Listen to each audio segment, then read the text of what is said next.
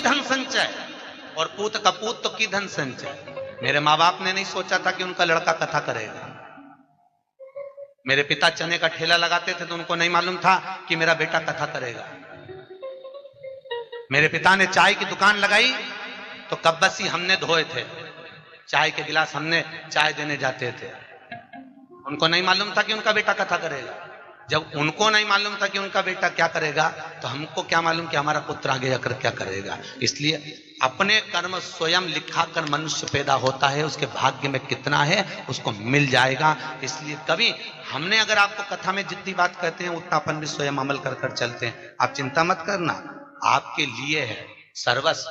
कल एक बहन जी कह रही थी, गुरुजी मेरा पर्स गिर गया सालासर में, पैसे नहीं। बहनों, हमारे वो अग्रवाल जी आए हैं माउंट आबू से, उन्होंने कहा गुरुजी मेरे पास पैसे खत्म हो गए। हमने कहा ये 11,000 रुपए पकड़ो। एक बोले हमारे पास पैसा नहीं है, हमने कहा ये 5,000 पकड़ो।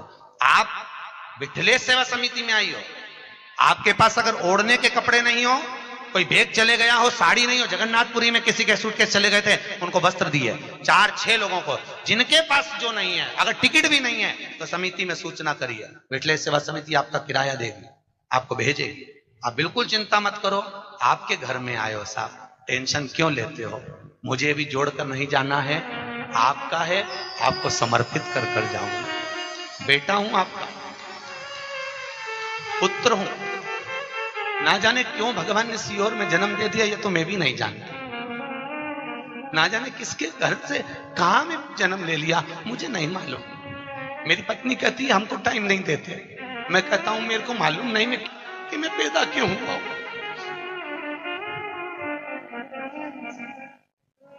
मेरे ससुराल वाले कहते हैं आप हमसे पूछते नहीं हो, मैं कहता हूं मुझे मालूम नहीं मैं क्यों जन्मा। मेरे जन्म का कारण नहीं है। मुझे आज भी संस्कृत नहीं आती है, मैं बड़े बड़े वेद पुराण संस्कृत नहीं पढ़ता। हिंदी में मुझे पढ़ने का शौक है, रात दिन पढ़ता हूं। बस पता नहीं, मेरी समिति के लोग कहते हैं आप इतना क्यों करते हो, घर से फुर्सत नहीं मिलती किसी को भी। मुझे नहीं मालूम मैं क्यों करता हूं, मुझे ज्ञात नहीं है। आज भी मैं मेरे कलुआ से पूछता हूं मेरा जन्म क्यों करा है, मुझे बताओ। ना जाने क्यों जन्म। जो जोड़ता हूं साल भर प्रयास करता हूं वो आपको परोसा जा साहब। 1100-2100 में नहीं हो सकती साहब व्यवस्था। मेरे जजमानों का भगवान को भला करे साहब, पसार पसार के देते हैं, खर्चा कर कर चले जाता हूं। अटैची लेकर आता हूं, उस अटैची को आपके सामने झटकार के दिखा देता हूं, आपने जो दान दिया वो कहां लग जाता। खूब, बस एक निवेदन है, खूब भजन करो साहब, खूब करो। धन नहीं है ना, इस्माइल देना। पैसा नहीं हो, इस्माइल भी नहीं हो तो मीठी बाणी बोलना, बहुत देगा साहब। बैठा है मेरा गोवर्धननाथ, देने में कमी नहीं रखता। लोग चाहे ताने दें, कुछ भी कहें, बड़ी अलमस्ती में अपनी जिंदगी जियो भाई, बहुत अलमस्त। मनुष्य का शरीर है, हम भी नहीं मिलेंगे, तुम भी नहीं मिलोगे। चले जाता है उसको लोग 10 दिन 8 दिन याद करते हैं, उसके बाद कोई याद नहीं करता। और सत्संग से जाने के बाद आपको लोग याद करेंगे कि कोई मिली पड़ जाए, वो बात की बात है। देहोगे लोगे तो बाद में भी देव लेना पड़ेगा, पर किसी से काम निकालना है डायरेक्ट जाकर पूछो, डायरेक्ट बात करो।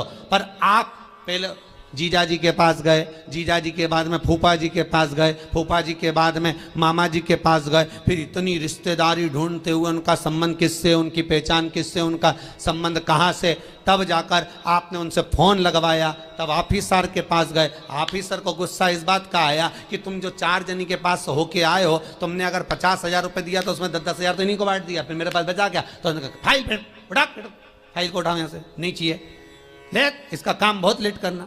डायरेक्ट जाता तुरंत काम होता। शंकर भगवान कह रहे हैं पहले इधर डोल लिया, उधर डोल लिया, उधर चले गया, ये देवी वो देवता वो धाम सारी दुनिया में रोकर आया, उसके बाद मेरे पास में आया और उसमें भी भटक रहा था, उसमें भी स्मरण में भटक रहा है। अगर एक बार चित्त वृत्ति से कह देता शंकर मैं तेरा हूं और तू मेरा है, इसके बाद तुझे भटकना नहीं पड़ता, तेरे कर्म को काट देता, तेरा जो पाप कर्म है उसको काट देता। सबने मना करा था भस्मासुर को वर मत देना। भगवान विष्णु के पास भस्मासुर गया था और भस्मासुर ने भगवान विष्णु से कहा वर दो, भगवान विष्णु ने कहा नहीं देता। ब्रह्मा से कहा वर दो, नहीं देता। सबके पास चले गया, उसने कहा कोई नहीं मानेगा, शंकर भगवान के पास चले गया। मात्र 2 दिन की तपस्या भस्मासुर ने करी, मात्र 2 दिन। और शंकर भगवान आकर पूछ लिए मांग तुझे क्या चाहिए। भस्मासुर आंखें मलता रहा कि 2 दिन में प्रकट हो गए, वहां तो हजारों साल तप करा तो नहीं प्रकट हुए, यहां तो 2 दिन में। शंकर भगवान से पूछा प्रभु आप असली हो? भस्मासुर बोला। शंकर भगवान बोले तो चिमटी खोड़ के देख ले, नकली हो असली हो? प्रभु इतने साल मैंने देवताओं का तप करा, वो वर नहीं दिए, आप कैसे आ गए? शंकर भगवान बोले तू तो 2 दिन तक तप करा, कहीं का आकर 1 लोटा पानी चढ़ा के चले जाए, 3 बार ताली बजाए, बम बम बोले, हम तो उतने में भी राजी। और यहाँ हमारे ससुर ने तो यहाँ तक दक्ष प्रजापति का सिर कटा था, बकरे का मुख लगा था। बकरा क्या हिंदी में स्तुति करता है? बकरा क्या अंग्रेजी बोलता है? बकरा क्या उर्दू बोलता है? बकरा क्या बोलेगा? बकरा तो एक ही शब्द बोले ब ब ब ब ब ब ब ब ब। अब मेरा ससुर जब ब ब ब ब बोला, मुझे इतना अच्छा लगा कि मेरा ससुर कितनी अच्छी स्तुति कर रहा है, तो शंकर भगवान ने उसी दिन कह दिया जो मेरे मंदिर में आके बम बम बोलेगा मैं समझ जाऊंगा मेरा ससुर आया है। इतनी सरल भाषा शंकर जानते हैं, दुनिया नहीं जान सकती, तो क्यों भटको रे? कभी यहां चले गए, कभी वहां चले गए, कभी उससे कह दिया, कभी उससे कह दिया, डायरेक्ट शंकर के पास सीधे।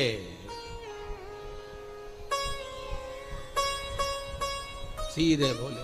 फिर लोग भले कहें क्या तू मिला जो तू फूलों नि समा, क्या मिल गया ऐसा जो तू फूलों नि समा रहे हो?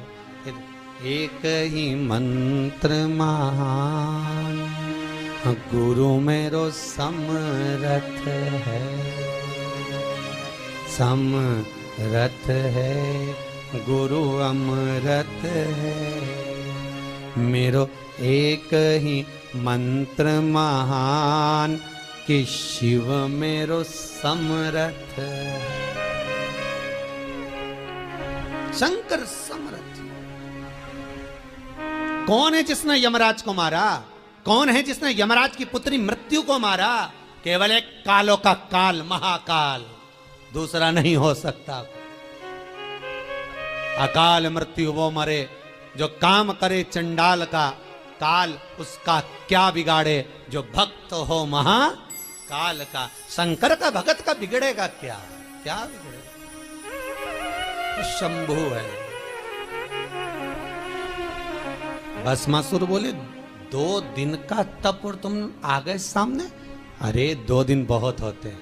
तुलसीदास जी ने भस्मासुर का चरित्र पढ़ के ही लिखा होगा, आधी में पुनियाद, कि 2 दिन भी मत करो तुम तो आधी घड़ी बहुत, आधी में पुनियाद बहुत, उतना ही बहुत है, उतना बहुत।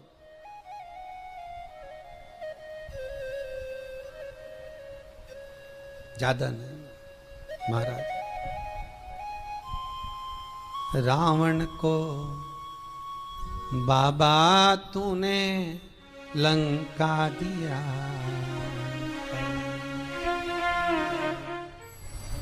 करुणा सागर कब करुणा कर जाए।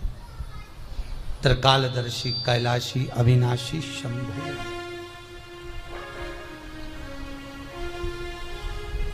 महाराज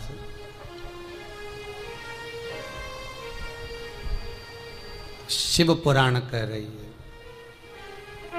बुजुर्ग कह रहा है कि हमारे इस पाप कर्म को काटते क्यों नहीं? भगवान कह रहे हैं काटने को तो मैं काट देता,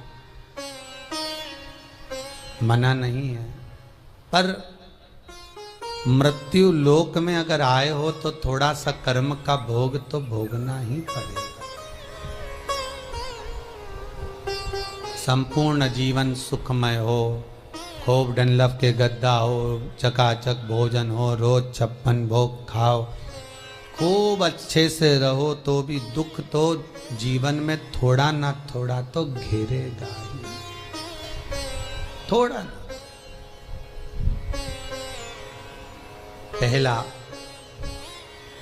मंद प्रारब्ध, दूसरा तीव्र प्रारब्ध और तीसरा तीव्रतम प्रारब्ध। दूसरे नंबर का हमारा कर्म, अगर हमने बहुत बेकार कर्म है, हमारे बहुत तकलीफ है, बहुत कष्ट है, बहुत दुख है, शिव महापुराण की कथा कहती है कि सदगुरु की शरण चले जाओ। संत महात्मा जोगी सन्यासी तपस्वी साधक उपासक कोई सदगुरु के पास जाकर निवेदन करो तो कुछ हमारे पूर्व का करा हुआ पाप कटना प्रारंभ हो जाएगा।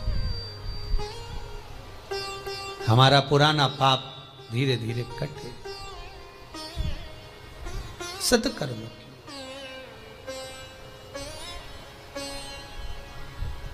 फिर एक निवेदन करूंगा,